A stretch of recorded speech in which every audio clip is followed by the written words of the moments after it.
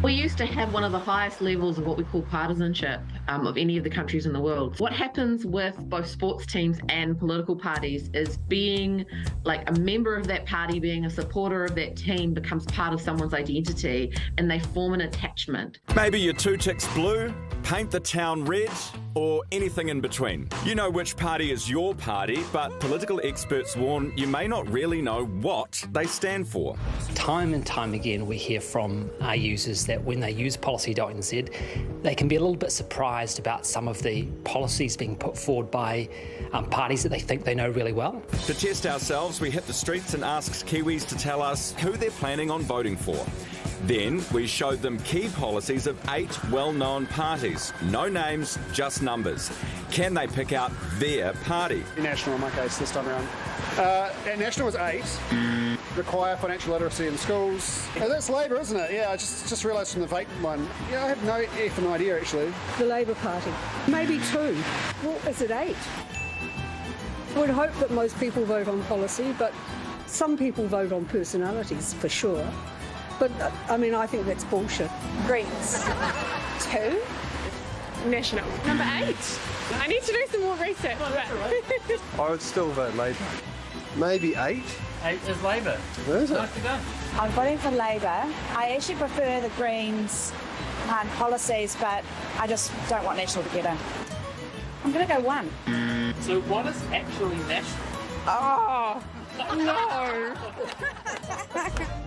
So just how well do you know your party? Policy.nz has a free and easy test to find out. Pick the policies and issues you believe in and see if you're really the match you think you are. And at the heart of it, there's no magic algorithm. All we do is the hard work, combing through all the press releases, the manifestos, and translating that all into plain language so voters can make up their minds for themselves. And if you haven't made up your mind, new technology like this can help. One of the other things is some people don't feel right going out and voting unless they've had the time and the knowledge to sit there and really think about their options. So that is one where some of those voter advice applications, some of those tools like Policy NZ are quite useful because people then can just play with an app for a bit and then they kind of get the confidence to know they really do support the party that they're going to go and vote for. So if you're planning to vote, take a moment to click before you tick. We're also seeing in a lot of Western democracies this thing called polarisation. Being too supportive of one party and hating all of the others doesn't necessarily lead to like a really open democratic society. It's important clearly for a lot of people that they take a close look at what the different promises are and think carefully about what that will mean for them and the future of this country. This is a really good idea because it's probably embarrassing to say, but I've actually voted for the same party every time for the last 5 elections since I've been 18. So I actually probably need to brush up on what my party actually stands for, and that's a great way to do it. I don't know. I don't think you. I don't know. I don't think you need to know every single policy of every single party. It's more a vibe. You know? No, it's not. A little more of this or a little less of that. No, that's terrible advice. Just vote for your favourite colour. No. Vibe. I once. I once voted Labour.